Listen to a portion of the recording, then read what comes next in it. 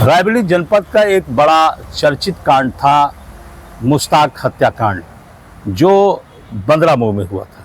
बंदरामऊ एक जगह है और विकास कार्यों को लेकर प्रधान के खिलाफ लगातार मुश्ताक एप्लीकेशंस देते रहे, नाली खड़ंजा की जांच कराते रहे और उसी का अंजाम उनकी हत्या हो गई। यह हत्या 30 जून 2025 की है, 2020 की सॉरी। और मैं आपको ये भी बताना चाहूँगा कि उसी केस में, उसी मामले में लगातार पूर्व प्रधान इनकी खिलाफत करते रहे। परिवार वालों को बंद कराना, नई नई साजिशें इनके खिलाफ करना, ये जारी रहा। अभी हाल ही में एक नया मोड़ फिर उसी पुरानी दुश्मनी और रंजिश को लेकर फिर आ गया है।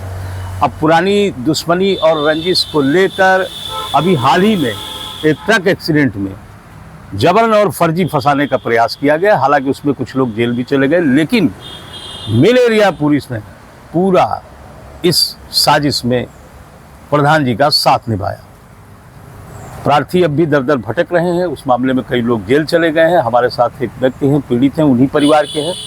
आखिर ये घटना हुई नहीं और जो ट्रक लाया गया वो भी जबरन ट्रक लाकर उसी केस में इन्वॉल्व कर दिया गया। तो अब आप समझ पा रहे हैं कि साजिश लगातार जारी। हालांकि इस मामलात में क्राइम ब्रांच को जांच मिली है, लेकिन अभी उसमें वक्त है, न्याय कब मिलेगा ये भी विषय है। कप्तान दफ्तर के करीब हम खड़े हैं, हमारे साथ पीड़ित के भाई हैं। क्या मामला आप जरा बताइए। मामला ये है कि इसी तरीके मिल एरिया पुलिस ने जी हमारे भाई को 28 तारीख को उठा लिया था। 29 को 151 में छोड़ा है। 30 तारीख को वो यहाँ से कप्तान के यहाँ से एप्लीकेशन दे करके जा रहे थे। एप्लीकेशन कप्तान साहब उठ गए थे, एप्लीकेशन नहीं दिए थे। जा रहे थे तो पनिया नाले के पास में इन्होंने सब लोग मिल करके संदीप, दीपू, अशोक और राम कुमार, गुरुप्रसाद और एक इनका साला है चंद्रमान का लड़का, सब जने मिल के मार दिए। मारने के बाद में उसी की रंजिश ले करके ये कई मुकदमा हमारे उस मामले में आपके कुछ परिवार वाले सुलह भी हो गए। घटना पुरानी है, हाँ, लेकिन आप लोग नहीं सुलह हुआ। दबाव पड़ रहा था कि दबाव इस तरह से पड़ा है कि 10 लाख रुपए ले लो, 15 लाख ले लो, मैं प्रधान हूँ और मेरा भाई दरोगा है, कुछ कोई नहीं बिगाड़ सकता। इसी तरीके दबाव पड़ता रहा तो हम लोग कहा कि कुछ भी होगा देखा जाएगा, जो फैसला कोर्ट करेगा वो मानने के लिए तैयार होंगे।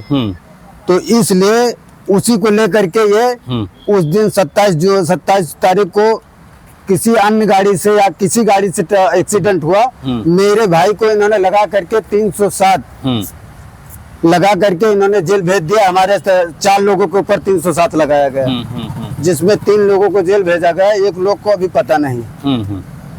उसके बाद अब मुकदमा के विवेचना यहाँ पे पड़ रही है। हमने एक जगह एप्लीकेशन दिया था, विवेचना कप्तान के यहाँ आई है। उसके अंतर्गत अब क्या होता है ये हम नहीं बता पाएंगे। ये मामला मैं दर्शकों को फिर समझा दूं कि जो मर्डर मुश्ताक का हुआ था, मुश्ताक की हत्या में जब सजा की नौबत आई पूर्व प्रधान को, तो उन्होंने इनके परिवार वालों से साठगांठ किया। हालांकि 2 लोग उसमें टूट गए, लेकिन बाकी जो है अभी अपनी लड़ाई लड़ रहे हैं। और उसका आप कारण ये समझ पा रहे हैं कि जो नया एक्सीडेंट, इसको आप मोटर व्हीकल एक्ट के तहत दुर्घटना का आप विषय मान सकते हैं क्या? उसी दुश्मनी, उसी रंजिश को लेकर ये 307 की जो धारा लगाई गई, उसमें जो लोग जेल भेजे गए हैं, क्या आपको लगता है कि ऐसा संभव है कि अगर कोई घटना एक्सीडेंट होती है और वो गाड़ी भी वहाँ मौजूद नहीं है, जिस गाड़ी को इन्होंने इन्वॉल्व किया वो गाड़ी सलोन में खड़ी थी, लेकिन पुलिस ने मिलकर इस खेल को बढ़िया सजाया। इनके परिवार में कुछ लोगों को जेल भेजा गया। इनकी पुरानी दुश्मनी को इससे निकाला जा रहा है और ये दबाव बनाया जा रहा है कि किसी तरह ये भी समझौते के तहत आ जाए तो बाकी सजा से हम लोग बच जाएं। मैं उसी घटना से जोड़ रहा हूँ जहाँ इनके भाई की हत्या हुई थी।